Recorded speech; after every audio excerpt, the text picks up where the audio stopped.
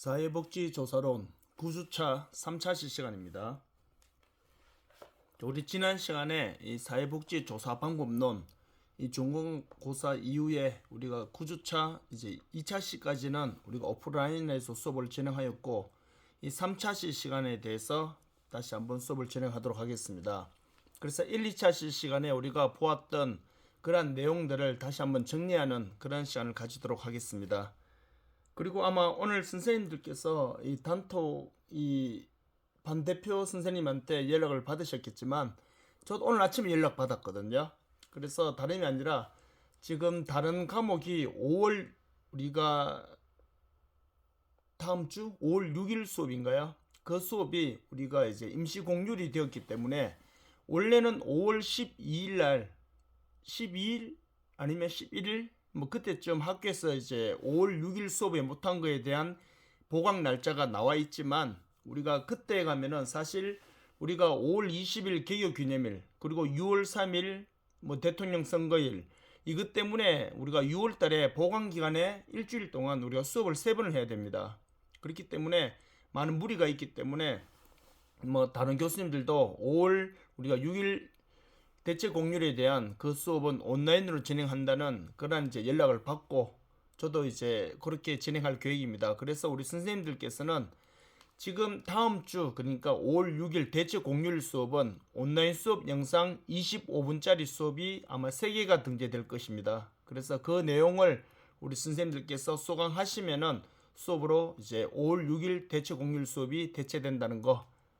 결론으로 말씀드리면은 5월 6일 우리 임시 공휴일 수업은 6월달 우리가 보강 날짜 하는 것이 아니라 우리가 5월 6일 수업은 온라인으로 대체된다는 거 그거 기억하시고, 수업을 들을 수 있는 시간은 제가 한 3주 기간으로 길게 잡아 놓을 테니까 우리 선생님들께서 수업을 영상으로 들으시고 오시면 될 것 같습니다. 지금 들으시는 이 영상 수업은 우리가 10주차 대체 공휴일에 대한 수업이 아니라, 이 지금 영상 수업은 9주차 3차 실시간에 대한 그 수업 내용이기 때문에 분리해서 들으시면 될 것 같습니다. 자, 그럼 먼저 보시면은 우리 조사 연구와 가설의 형성인데, 우리가 이 오프라인 수업에서도 우리가 이미 배웠던 대로 연구 문제가 나오는데, 여기서 말하는 첫 번째 줄을 한번 보시기 바랍니다. 연구 문제에서 말하는 2개 이상의 변수, 여기서 말하는 이 2개 이상의 변수는 다름이 아니라 바로 이 독립 변수와 종속 변수를 의미한다라고 말씀을 드렸습니다. 그리고 연구 문제 말 그대로 연구를 해야 되는 그런 이유, 이렇게 보시면 되겠죠. 뭔가가 아직 밝혀지지 않은 그런 사실에 대해서 누군가가 궁금해하고 있으면은 그 궁금한 것을 과학적인 근거에 의해서 객관적인 답을 도출해야 됩니다. 그것이 연구가 됩니다. 그러면은 아직까지 밝혀지지 않았던 어떠한 사실에 대해서 밝히기 위해서는 연구가 진행되어야 되는데, 그 연구를 진행하는 데 있어서 그러면은 무언가에 대해서 궁금해하는 사람이 발생했다는 말이잖아요. 그러면은 그 발생한 궁금한 것이 발생한 그 사람이 그것을 해결해야 되는데, 해결은 결국 누가 해야 되냐면은 그것을 궁금해하는 사람이 해야 됩니다. 그래서 연구 문제라는 것은 아직 객관적으로 밝혀지지 않았던 그러한 의문점에 대해서 누군가가 연구를 해야 되는데, 그 연구에 대해서 자기가 자기한테 질문을 던지는 것, 이것이 바로 연구 문제이다, 이렇게 보시면 됩니다. 그 말은 결국 연구 문제는 원인, 즉 독립 변수와 결과가 되는 종속 변수, 이 원인과 결과, 즉 인과관계에 대해서 결과를 밝혀주는 것입니다. 이러한 결과가 발생되는 원인이 바로 이러한 원인에 의해서 발생되었다, 이것을 객관적으로 밝혀주는 것이 어찌 보면은 이제 연구가 된다, 이렇게 보시면 되겠죠. 그래서 연구 문제라는 것은 객관적으로 밝혀지지 않았던 그러한 궁금해하는 부분에 대해서 과학적인 검증을 통해서 밝혀내는 것, 이렇게 생각하시면 되는데, 두 번째 보시면은 결국 의문문 형태죠. 아직 밝혀지지 않았기 때문에. 그리고 이어서 보시면 경험적 검증이 가능하도록, 즉 과학적으로 검증이 가능한 그러한 연구가 돼야 된다, 이렇게 보시면 되겠죠. 아무리 궁금해하고 아무리 의문이 많이 가는 부분이라 하더라도 과학적으로 검증이 안 되고, 그리고 경험적으로 검증이 안 된다거나 또는 뭐 구체적으로 이것이 과학적으로는 가능할지 모르겠지만 윤리적인 문제, 인권 문제가 부딪히게 되면 할 수가 없겠죠. 왜? 우리가 지금 배우는 것은 대부분 다 사회과학의 그런 이제 내용들이기 때문에 우리 선생님들이 그 부분을 우리가 염두에 두시고 보시면은 크게 어려움 없이 해결할 수 있을 것 같습니다. 자, 그러면 결론 밑에 이제 보시면은 연구 문제 도출. 다시 말하면은 이 연구를 왜 해야 되는지, 내가 궁금해하는 그 부분이 왜 의문점으로 남아 있는지, 여러 가지 사례가 되겠지만 결론은 아직 거기에 대해서 연구가 안 이루어졌기 때문입니다. 예를 들어서 뭐 내가 아무리 궁금해하는 그러한 어느 한 부분이 있다 하더라도 이미 누군가가 그것을 연구해 놓았더라면은 충분히 그것을 보기만 하면은 답을 얻을 수 있습니다. 즉 내가 굳이 힘들어서 할 필요가 없다는 거죠. 그러면은 많은 학자들은 왜 힘들어서 그 연구를 하고 있을까요? 뭐 여러 가지 이유가 있겠지만 첫 번째 밑에 보시기 바랍니다. 제일 대표적인 거는 기존에 연구해 놓은 곳이 없기 때문에 연구를 해야 되는 이유가 제일 대표적이고, 그 다음에 보시면은 사회적인 요청이 있습니다. 우리 사회에서 그쪽 분야를 연구해 달라고 누군가 요청을 합니다. 물론 여기서 요청은 뭐 예를 들어서 뭐 자원봉사 차원에서 하는 건 아니겠죠. 예를 들어서 뭐 대구광역시나 또는 다른 지자체마다 좀 더 크게 봤을 때는 대한민국 정부가, 더 크게 봤을 때는 뭐 세계 뭐 유엔에서나 WHO에서 이 저명한 그것을 할 수 있을 만한 기관에다가 연구를 요청을 합니다. 왜? 아직까지 밝혀지지 않은 그 사실로 인해서 많은 사람들이 궁금해하고, 제일 대표적인 거는 그가 속해 있는 그 지역 사회나 그 나라나 아니면은 어떤 이제 단체가 그것을 궁금해하고 있기 때문에, 그래서 사회적 요청에 의해서 연구가 이루어지는 경우도 있고, 사회적 요청도 또한 제일 위에서 말씀드렸던 이거와 똑같습니다. 사회에서도 요청한 이유는 아직까지 거기에 대해서 밝혀지지 않은 무언가가 있기 때문에, 밝혀야 되기 때문에 사회에서 그에 맞는 적절한 연구기관에다가 요청을 하는 겁니다. 그리고 뭐 또 우리 사회복지이기 때문에 대부분 다 사람이기 때문에 사람을 위한 학문이잖아요. 그러다 보니까 이 사회복지에 대한 이 가치 연구 뭐 이런 것들로 인해서도 우리가 할 수 있고, 그리고 밑에 보시면 이런 경우도 많습니다. 실천 현장의 경험이라는 내용이 나옵니다. 실천 현장의 경험, 이건 바로 뭐냐면은 예를 들어서 지금 우리 사회 노인을 대상으로 한번 볼게요. 노인 인구가 지금 굉장히 많이 늘어났습니다. 그러다 보니까 예전 같았으면은 노인에 대한 케어나 노인에 대한 어찌 보면은 마지막 삶에 대한 이 보호 뭐 이런 것들이 대부분 다 비공식적 자원인 가족 내에서 대부분 다 이루어졌습니다.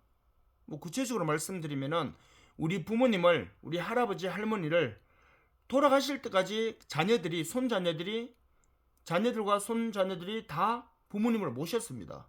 그래서 노인에 대한 보호나 노인에 대한 부양 이런 것은 예전에 우리나라 전통사회에서는 문제가 되지 않았습니다. 하지만 지금 현재 산업화가 되면서 핵가족화로 가족 구조가 많이 변형되었죠. 그러다 보니까 이 부모님과 자녀 세대가 같이 어울려 사는 그런 시대가 지금 안 되었습니다. 시대가 바뀌었단 말이죠. 그러다 보니까 이 연세가 드시면은 사람은 누구나 불문하고 혼자 생활하는데 어려움을 경험할 수밖에 없습니다. 예전에는 비공식적 자원에서 이루어졌다면 이제는 그것이 국가 차원에서 또는 합법적인 그러한 이제 기관을 통해서 공식적 자원을 통해서 이제 케어가 이루어지고 있습니다. 가장 대표적인 것으로 우리가 이용시설로는 우리가 잘 알고 있는 뭐 노인주간보호센터, 또 생활시설로는 요양병원이나 양로원 이런 곳이 우리에게 있어서 지금 어르신들의 돌봄 기능을 하고 있습니다. 그렇다 보니까 지금 노인들의 삶의 실천 현장, 생활시설이든 이용시설이든 즉 요양원이나 아니면은 뭐 요양병원, 뭐 양로원이죠. 양로원이나 그러니까 요양원, 요양병원들 그리고 이용하고 있는 이 노인주간보호센터 이쪽 일선 현장이 현재는 뭐 계속 더 좋은 쪽으로 발전해야 되겠지만 계속 이렇게 돌아가고 있습니다. 하지만 실천 현장에 있는 사람들은 이 부분은 좀 더 개선돼야 되겠다. 이 부분은 좀 더 바뀌었으면 좋겠다. 이런 것들이 실천 현장에서 아직 많이 드러나고 있죠. 그러다 보니까 이것은 실천 현장에 있어야지만 알 수 있는 내용들이 있습니다. 물론 노인 현장뿐만 아니라 아동 현장 또는 청소년 또는 가족 또는 다문화 이런 다양한 영역에서 지금 이것이 현장에서 일어나고 있습니다. 그런 맥락으로 본다면은 현재 우리가 그 실천 현장에서 무언가 궁금해하거나 무언가 새로운 지침이나 새로운 법 규정이나 이런 것이 필요할 수 있습니다. 필요한 것을 그 현장에서 그대로 만들어서 할 수는 없기 때문에 정책적으로, 제도적으로, 법적으로 만들어가기 위해서는 저런 연구 문제가 도출되어서 매뉴얼이 만들어져야 되겠죠. 그렇기 때문에 연구 문제는 결국에는 기존에 그것을 연구해 놓은 것이 없기 때문에 또는 그 사회에서 해달라고 하기 때문에 또는 사회복지적인 가치 또는 실천 현장에서 아직 그에 맞는 적절한 지침이나 거기에 대한 해답이 없기 때문에 또는 제일 밑에 보시면 이제 개인적인 경험, 개인적인 호기심 이러한 여러 가지 이유들로 인해서 연구 문제는 이루어질 수 있다, 나올 수 있다. 다시 말하면 연구가 해야 될 필요성이 있다. 이렇게 여러분들이 이해하시면 될 것 같습니다. 자, 그 다음은 이제 연구 문제 선정 기준입니다. 자, 이제 보시면은 연구 문제 선정 기준을 보시면은 먼저 연구 문제는 이 독창성이 있어야 된다는 거. 즉, 함부로 뺏기면 안 되겠죠. 그래서 카피도 우리가 합법적인 범위 내에서 적절한 인용을 통해서 해야 되겠죠. 그리고 과학적인 검증, 경험이 가능하다는 거. 뭐 기타 이러한 이제 내용들을 여러분들이 잘 보시고 연구 문제를 이제 선정해야 될 기준에 대해서 여러분들이 잘 이해하시면 될 것 같습니다. 그리고 연구 문제에 대한 이제 서술 조건 이런 것들은 당연히 간단하게 나와 있으니까 참고로 보시면 될 것 같습니다. 여기서는 하나만 기억하시면 됩니다. 세 번째 보십시오. 변수들 간의 관계. 결국 이거는 바로 뭐냐면은 이 변수들 간의 관계는 서로 관계 형성 때문입니다. 그 말인즉슨 변수들 간의 즉 독립 변수와 종속 변수 간의 관계를 밝혀주는 것. 이것이 연구 문제를 하게 되는 가장 대표적인 조건이다. 이렇게 여러분들이 이해하시면 될 것 같습니다. 그렇게 보시고요. 자, 연구 문제 선정에 영향을 미치는 요인들은 우리가 이 표를 보시면 간단하게 알 수 있고, 그리고 지난 수업 시간에 했던 이 개념적 정의와 조작적 정의, 이 내용은 우리 선생님들께서 크게 어렵지 않게 이해하실 수 있는데, 우선 개념적 정의라 그러면은 이것은 한마디로 말해서 아직 수치화되지 않았던 좀 추상적인 개념을 가지는 겁니다. 예를 들어서 A라는 사람은 키가 크다. 이것은 그 사람의 주관적인 영향이 크겠죠. 일단 나보다 크기 때문에 크다고 할 수도 있고, 내가 지금까지 보았던 그 동연령대의 사람들보다 평균적으로 좀 크다 보니까 저 사람은 키가 크다. 물론 이렇게 표현할 수도 있습니다. 그렇기 때문에 저 사람은 키가 크다. 저 사람은 똑똑해 보인다. 저 사람은 부자다. 돈이 많다. 이것은 다 개념적 정의이고, 이것을 수치화시키는 것. 측정을 통해서 쉽게 말하면 재범으로 인해서 이것을 수치화시키는 것이 바로 뭐냐면 조작적 정의입니다. 저 사람은 키가 크다. 알고 보니 저 사람 30대 여성인데 우리나라 30대 여성의 평균 키는 163인데 저 여성은 168이기 때문에 저 여성은 키가 크다. 이것은 바로 뭐냐면 조작적 정의입니다. 바로 지표를 통해서 수치화되어서 그것이 만들어지는 것. 이것이 바로 뭐냐면 조작적 정의이다. 이렇게 보시면 됩니다. 그래서 저 사람은 돈이 많다. 이것은 개념적 정의죠. 하지만 이것을 어떻게 표현합니까? 저 사람은 예를 들어서 40대 남성인데 우리나라 40대 남성의 평균 자산은 예를 들어서 5억인데 저 사람은 자산이 현재 15억이기 때문에 저 사람은 돈이 많다. 이렇게 표현하는 것은 조작적 정의가 됩니다. 결국 이 조작적 정의는 개념적 정의를 바탕으로 이 조작적 정의가 이루어질 수 있다. 이렇게 여러분들이 봐주시면 될 것 같습니다. 자, 그리고 이제 이 개념과 변수 부분인데 수업 시간에 제가 사례를 들어서 많이 설명을 해드렸습니다. 그래서 개념과 변수 부분은 우리 선생님들이 사회복지조사론에서 제일 중요한 것 하나 꼽으라면 바로 이 내용입니다. 그리고 우리가 지금까지 공부했는 내용은 바로 이 지금 보이는 이 슬라이더, 이 화면을 우리가 배우기 위해서 우리가 지금까지 조사론을 배웠다고 해도 과언이 아닐 정도로 제일 중요한 내용. 그래서 제가 아마 기말고사 시험 칠 때도 이 부분이 시험에 나올 가능성은 높습니다. 그래서 우리 선생님들은 지금 이 내용을 개념적으로 잘 이해해 주셔야 됩니다. 그리고 이미 수업 시간에 제가 여러 사례, 이번에는 제가 뇌졸중이라는 그러한 이제 사례를 들어서 설명을 해드렸습니다.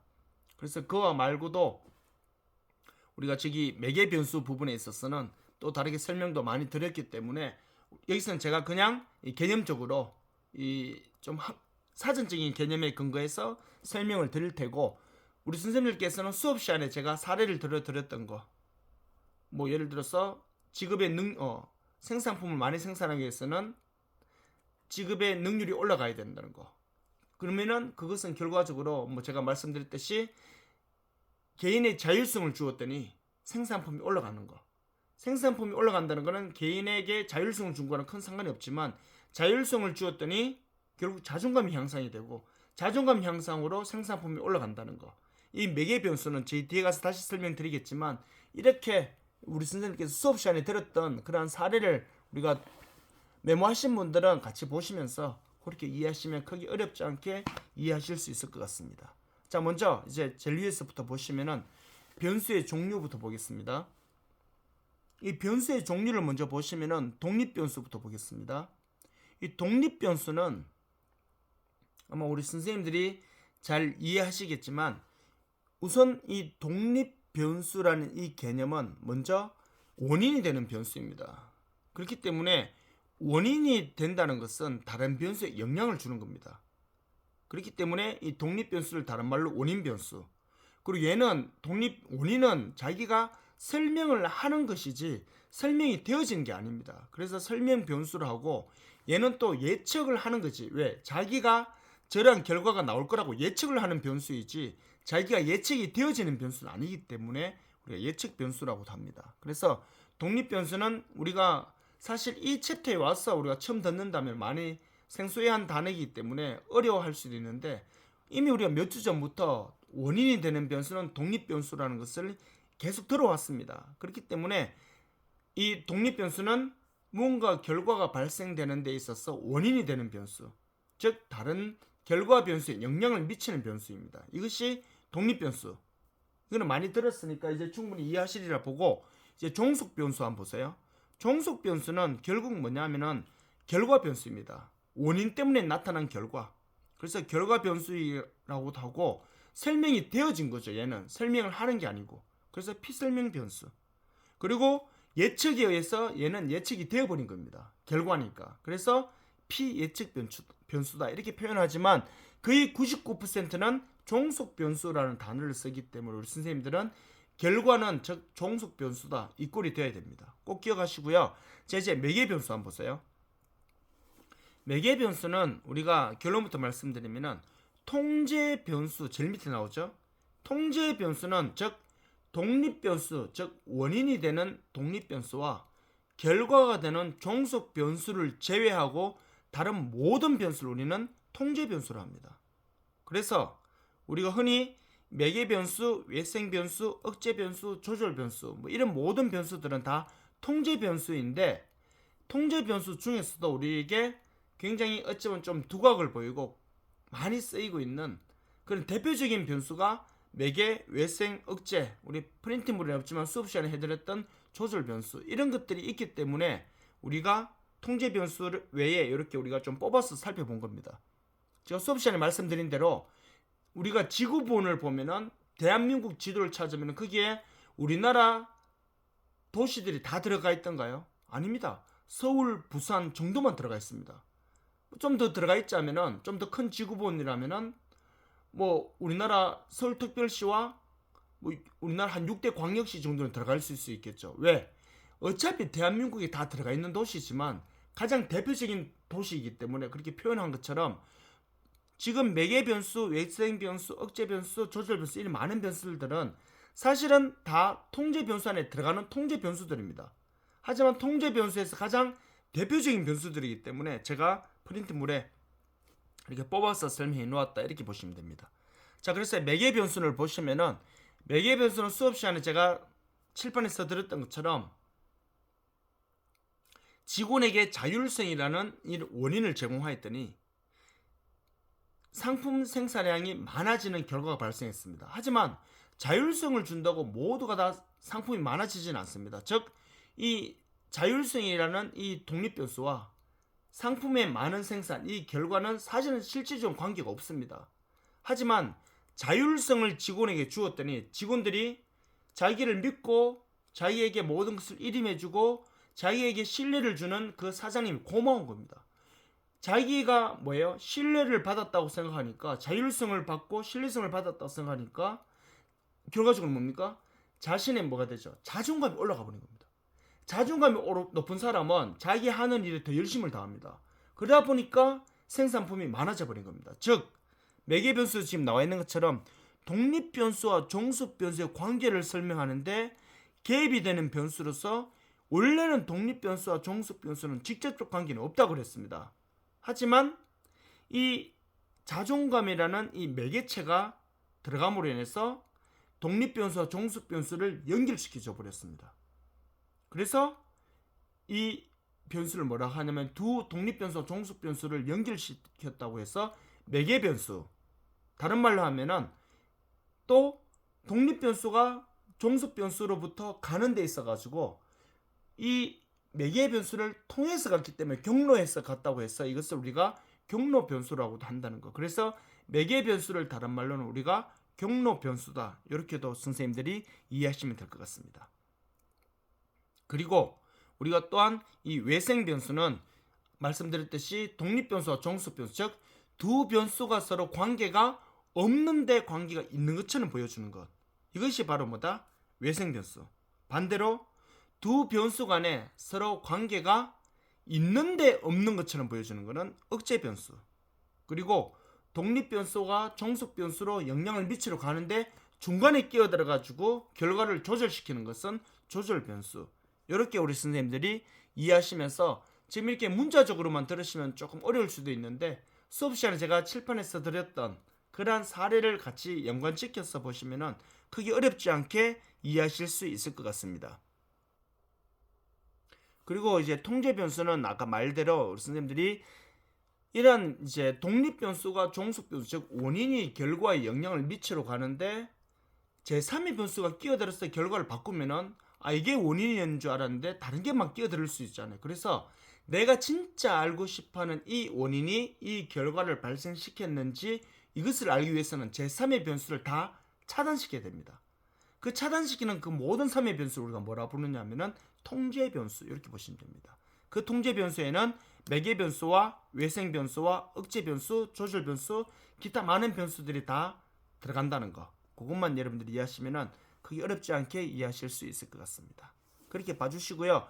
가설은 우리가 아직 여기서 하나만 기억하세요. 아직 검증되지 않았던 결론이다, 이렇게 보시고, 가설은 이제 앞에서도 많이 보았고, 이 가설 내용은 가설을 전제로 해서 우리가 연구가 시작되어서 이 가설이 이제 밝혀지면은 이제 연구의 결과가 나타난다, 이렇게 보시면 됩니다. 이 내용은 우리 선생님들이 그냥 참고로 보시고요. 가설의 종류도 이렇게 8가지가 나옵니다. 이 8가지 중에 우리 선생님들께서는 기술, 설명, 우리가 이미 많이 봤죠. 기술은 있는 사실에 대한, 즉 관계 형성, 상관관계를 보는 거고, 설명적 과실은 인과관계를 보는 것. 그리고 이런 식으로 이제 선생님들이 가설에 대해서는 여러 가지가 나오니까 이렇게 다양하게 적용되고 있다, 이렇게 우리 선생님들이 봐주시면 될 것 같습니다. 자, 그 다음에는 우리가 이제 지금까지 공부했던 내용들에 대한 시험 문제입니다. 이 내용은 우리 선생님들이 한번 참고를 보시면서 나중에 제가 오프라인 수업 시간에 정답을 말씀드리겠습니다. 자, 한 번씩 지금 정지하셔가지고 한 번씩 보시면 될 것 같습니다. 자, 이런 식으로 우리 선생님들이 내용을 보시면서 시험 문제를, 지금 우리가 지난 수업 시간에 배웠던 내용들에 대한 1급 시험 기출 문제거든요. 우리 선생님들이 보시면은 조금만 어려운 부분도 있는데 또 어렵지 않게 문제를 잘 읽으면 충분히 알 수 있는 문제들이기 때문에 한번 풀어보시기 바랍니다. 자, 이 내용들로 우리 선생님께서 수업 내용을 보시고 다음 시간에 이제 측정과 척도에 대해서 우리가 같이 한번 또 수업을 진행하도록 할 텐데, 여기서 나오는 측정과 척도는 우리 선생님들께서 아마 온라인으로 그렇게 진행될 예정입니다. 그래서 5월 6일 우리 대체 공률에 대한 수업은 온라인으로 진행된다는 거 다시 한번 잘 기억해 주시고, 지금 측정과 척도에 대한 내용은 우리가 온라인 수업에서 진행하도록 하겠습니다. 수고 많으셨습니다.